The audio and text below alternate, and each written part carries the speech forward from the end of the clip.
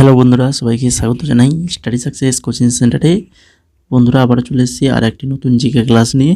আজকে আমরা আলোচনা করব এসএসসি সিএইচএসএল এর 2/7/2024 2/7/2024 ফোর শিফটে যে এক্সামটা হয়েছিল, সেই এক্সামে জেনারেল নলেজে যে সকল কোশ্চেনগুলো ছিল সেগুলো নিয়েই আমরা আলোচনা করব। তো এটা আজকের ক্লাস নম্বর হচ্ছে 8। যে ক্লাসটা তোমাদের জন্য খুবই গুরুত্বপূর্ণ। তোমরা যারা এসএসসির সকল এক্সাম, এমটিএস, জিডি, সিজিএল যে সকল এক্সাম প্রিপারেশন নাও না কেন, প্রত্যেকটা এক্সামের জন্যই কিন্তু এই ক্লাসটা তোমাদের জন্য গুরুত্বপূর্ণ। তোমরা যারা আগের ক্লাসগুলো দেখোনি, তোমাদেরকে বলবো অবশ্যই আগের ক্লাসগুলো দেখে নেবে, খুবই ইম্পর্টেন্ট রয়েছে। আমরা কিন্তু কোশ্চেন আনসারগুলো বিস্তারিতভাবে আলোচনা করে ক্লাসগুলো করিয়েছি।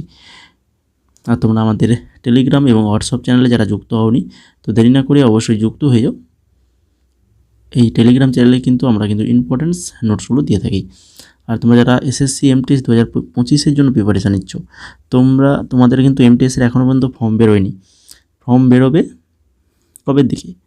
এখন চলছে মার্চ, এপ্রিল শুরু হয়েছে, জুনের 25 তারিখের দিকে ফর্ম বেরোনোর কথা রয়েছে। আমরা কিন্তু তার আগে থেকেই তোমাদের জন্য এই পিডিএফটা অ্যাভেলেবল করে দিয়েছি, যাতে তোমরা ভালোভাবে প্রিপারেশানটা নিতে পারো। এই জন্য এবছর আমরা খুব আগে থেকেই এই পিডিএফটা রেডি করেছি, যেখানে যে কি কোশ্চেন থাকছে 2019 থেকে 24 এমটিএস 2019 থেকে 24 যে এক্সাম হয়েছে, সেই এক্সামে জেনারেল নলেজের 6200 খানা কোশ্চেন রয়েছে এবং তার সঙ্গে এক্সট্রা অনেক এক্সট্রা ডিটেলস দেওয়া রয়েছে এই কোশ্চেনগুলোতে। এছাড়া কারেন্ট অ্যাফেয়ার্স 2024-এর কারেন্ট অ্যাফেয়ার্স জানুয়ারি থেকে ডিসেম্বর ফুল কারেন্ট অ্যাফেয়ার্স তোমরা পেয়ে যাবে।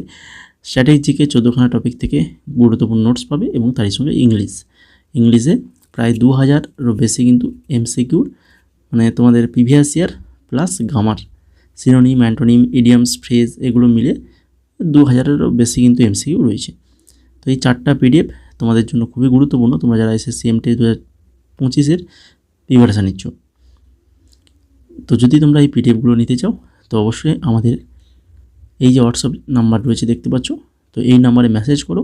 এটার মূল্য রাখা হয়েছে মাত্র 199 টাকা। 199 টাকা এর মূল্য রাখা হয়েছে। যদি নিতে চাও তো অবশ্যই মেসেজ করো হোয়াটসঅ্যাপ নাম্বারে। তো এখন চলো দেখে নিই আজকের ক্লাসের প্রথম কোশ্চেন কী রয়েছে। ভারতীয় স্বাধীনতার প্রথম যুদ্ধ, যেটা সিপাহী বিদ্রোহ, কবে শুরু হয়? বলো, ভারতের স্বাধীনতার প্রথম যুদ্ধ সিপাহী বিদ্রোহ কবে শুরু হয়? সঠিক অ্যান্সার কী হবে? সঠিক অ্যান্সার হয়ে যাবে অপশান নাম্বার 2, 1857 সালে শুরু হয়েছিল। 1857 খ্রিস্টাব্দে বিদ্রোহ। এই যে বিদ্রোহটি, এটি গভর্নর জেনারেল লর্ড ক্যানিংয়ের শাসন আমলে ঘটেছিল। ভালো করে মনে রাখো, এই স্বাধীনতা যুদ্ধ ব্রিটিশ ইস্ট ইন্ডিয়া কোম্পানির শাসনে অবসান ঘটায়। ব্রিটিশ ইস্ট ইন্ডিয়া কোম্পানির শাসনের অবসান ঘটেছিল কিন্তু এই যুদ্ধ। তো দুটো নোটসই তোমাদের জন্য কিন্তু ইম্পর্টেন্ট, তো দুটোই ভালো করে নোট করে রাখো। 2 নম্বর কোশ্চেন দেখো, বাদামি দেহ এবং লাল চোখের, অর্থাৎ বড় বি ছোটো বি, বড় ই ছোটো ই, আর হচ্ছে বড় বি ছোটো বি, বড় ই ছোটো ই, দুটি ভিন্ন ধর্মী ফল মাছির মধ্যে একটা ডাইহাইব্রিড ক্রস।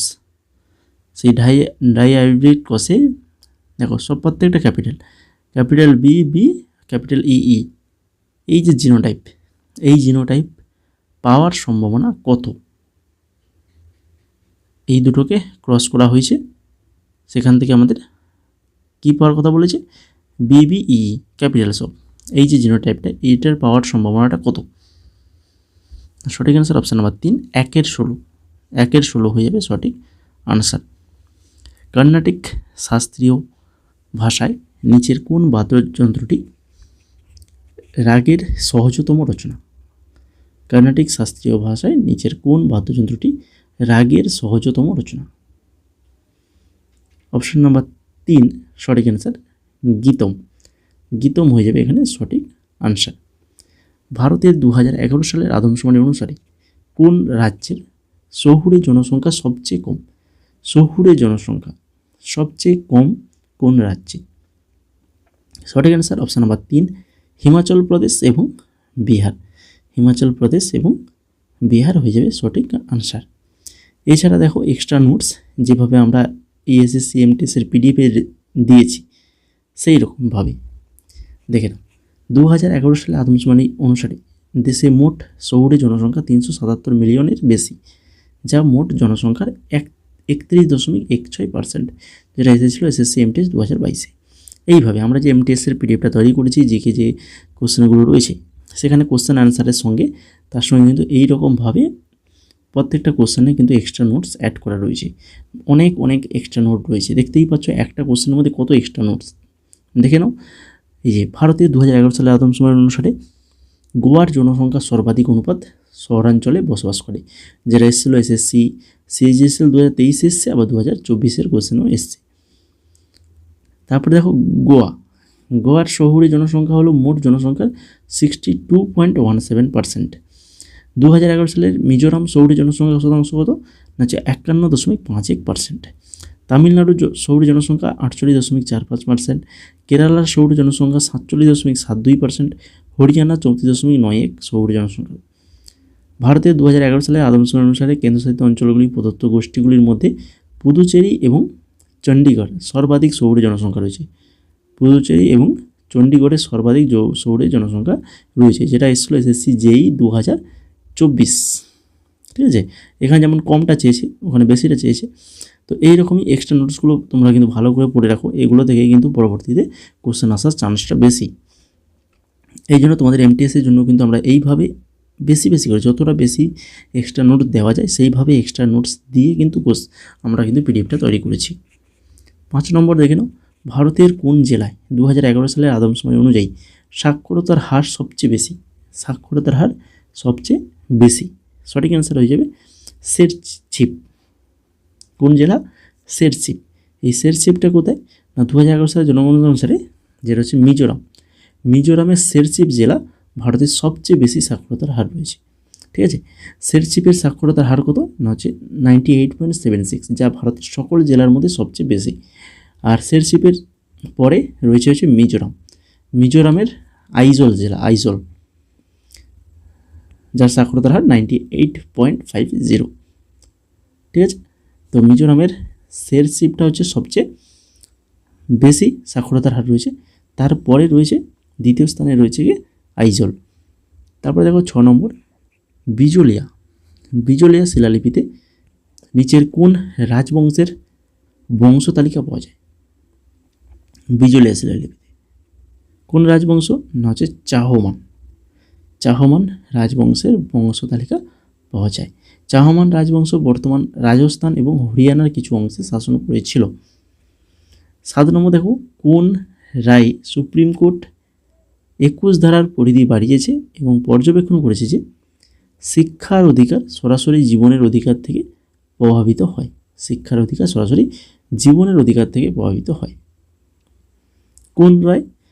অপশান নাম্বার 1 মোহিনী জৈন বনাম কর্ণাটক রাজ্যর যে মামলাটা হয়েছিল সেই রায় সুপ্রিম কোর্ট 21 ধারায় পরিধি বাড়িয়েছে এবং পর্যবেক্ষণ করেছে যে শিক্ষার অধিকার সরাসরি জীবনের অধিকার থেকে প্রভাবিত হয়। 8 নম্বর দেখো, বালিযাত্রা কোন রাজ্যের ঐতিহ্যবাহী সাংস্কৃতিক উৎসব?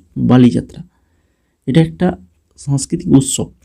ঠিক আছে, তো এটা কোন রাজ্যের না এটা হচ্ছে ওড়িশা রাজ্যের একটি উৎসব বালিযাত্রা। বিস্ত দোয়াব খাল ব্যবস্থা এবং মুখু খাল ব্যবস্থা ভারতের কোন রাজ্যের সাথে যুক্ত? বিস্ত দোয়াব খাল ব্যবস্থা আর হচ্ছে মুখু খাল ব্যবস্থা, এই দুটো পাঞ্জাব রাজ্যের সাথে যুক্ত।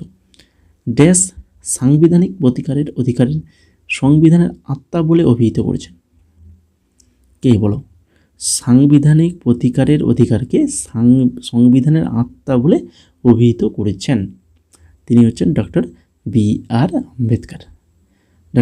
আম্বেদকর সংবিধানের আত্মা হিসেবে সংবিধানগত অধিকারকে অভিহিত করেছেন। ভারতীয় সংবিধানের 32 ধারাটা মনে রাখো, 32 নম্বর ধারায় সংবিধানগত অধিকার স্থাপন করা হয়েছে।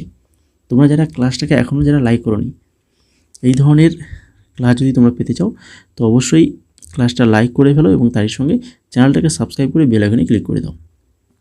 11 নম্বর কোশ্চেন দেখো, এপ্রিল 2023-এ ভারতের পররাষ্ট্রমন্ত্রী এস জয়শঙ্কর নিচের কোন ঘাটের পুনরুদ্ধারের জন্য প্রকল্প চালু করেছিল? বলো। এপ্রিল 2023 ভারতের পররাষ্ট্রমন্ত্রী এস জয়শঙ্কর কোন ঘাটের পুনরুদ্ধারের জন্য প্রকল্প চালু করেছিল? সেটা হচ্ছে তুলসী ঘাট। ঘাটটার নাম মনে রাখো, Tulsi Ghat. 12 number, Lakshmibai national institute of physical education ড্যাশে অবস্থিত? Lakshmibai national institute of physical education এটা কোথায় রয়েছে? এটা রয়েছে মধ্যপ্রদেশে। এই মানে যার ফুল ফর্ম, এই যে Lakshmibai national institute of physical education, যার শর্ট ফর্ম হচ্ছে LNIPE, 1957 সালে ভারত সরকার শিক্ষা মন্ত্রণালয় দ্বারা প্রতিষ্ঠিত হয়েছিল। প্রতিষ্ঠানটি গোয়ালিয়র, মধ্যপ্রদেশ শহরে অবস্থিত।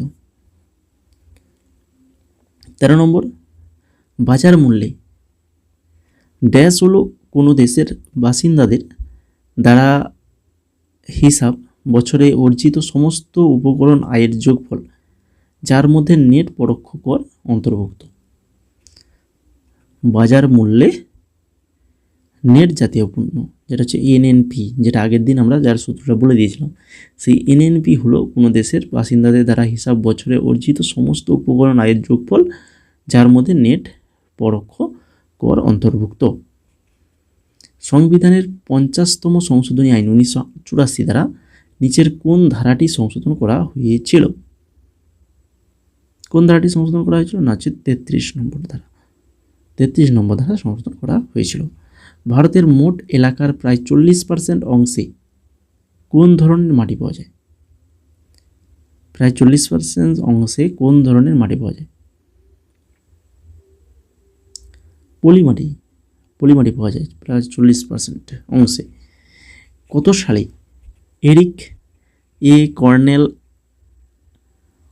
উলফগাং ক্যাটারালে এবং কার্লি উইম্যান ক্ষার পরমাণুর তরলীভূত গ্যাসে বোস আইনস্টাইন ঘনীভবন অর্জনের জন্য পদার্থবিজ্ঞানে নোবেল পুরস্কার পান? বলো কত সালে? সালটা হচ্ছে 2001 সালে। ব্রিটিশ শাসনের আগে নিচের কোনটি ভারতীয় অর্থনীতির বৈশিষ্ট্য ছিল? সেটা হচ্ছে স্বাধীন অর্থনীতি ভারতীয় অর্থনীতির বৈশিষ্ট্য ছিল। 1951 সালে অনুষ্ঠিত প্রথম এশিয়ান গেমসের কত দেশ অংশগ্রহণ করেছিল? দেখো, প্রথম এশিয়ান গেমস 1951, যেটা ভারত সেটাকে করেছিল, কিন্তু এখানে জিজ্ঞেস করেছে কি কয়টি দেশ অংশগ্রহণ করেছিল? বলো। অপশান নাম্বার কী হবে? 2, 11টি দেশ কিন্তু অংশগ্রহণ করেছিল। ভারতের জাতীয় রাজধানী নতুন দিল্লি দুটি অনুষ্ঠানে এশিয়ান গেমস আয়োজন করেছিল। উদ্বোধনী 1951 এশিয়ান গেমস আর হচ্ছে 1982 এশিয়ান গেমস। এই দুটো সাল মনে রাখো। 19 নম্বর দেখো, একজন ভারতীয় নৃত্যশিল্পী এবং কোরিওগ্রাফার ছিলেন যিনি ভারতীয় শাস্ত্রীয় এবং লোকনৃত্যের ফর্মগুলি ইউরোপীয় নাট্য কৌশলগুলিকে অভিযোজিত করে নৃত্যের ফিউশন শৈলী তৈরি করার জন্য সবচেয়ে বেশি পরিচিত। তিনি হচ্ছেন উদয় শঙ্কর। অপশান নাম্বার 4 সঠিক আনসার। 20 নম্বর দেখো, মাইক্রোসফট পাওয়ার পয়েন্ট কম্পিউটারে দেখেছো তো। এখানে একটা উপস্থাপনার একটি নতুন স্লাইড সন্নিবেশ করার জন্য শর্টকাট কি কোনটা? কোন শর্টকাট কি তুমি ব্যবহার করবে? বলো। একটা যদি স্লাইড সন্নিবেশ করতে চাও, নতুন স্লাইড, তাহলে কন্ট্রোল এম প্রেস করতে হবে। 21 নম্বর, 9 আগস্ট 2021 তারিখে সংসদ সীমিত দায়বদ্ধতা অংশীদারিত্ব সংশোধন বিল 2021 পাস করেছে। তো এটি সংশোধন করেছে কোনটাকে? সংশোধন করেছে সীমিত দায়বদ্ধতা অংশীদারি আইন 2008। সীমিত দায়বদ্ধতা অংশীদারি আইন 2008।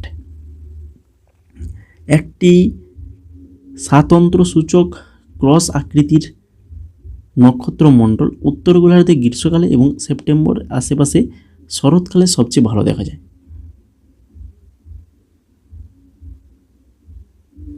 সিগনাস। সিগনাস হয়ে যাবে এখানে সঠিক আনসার। কাবাডি।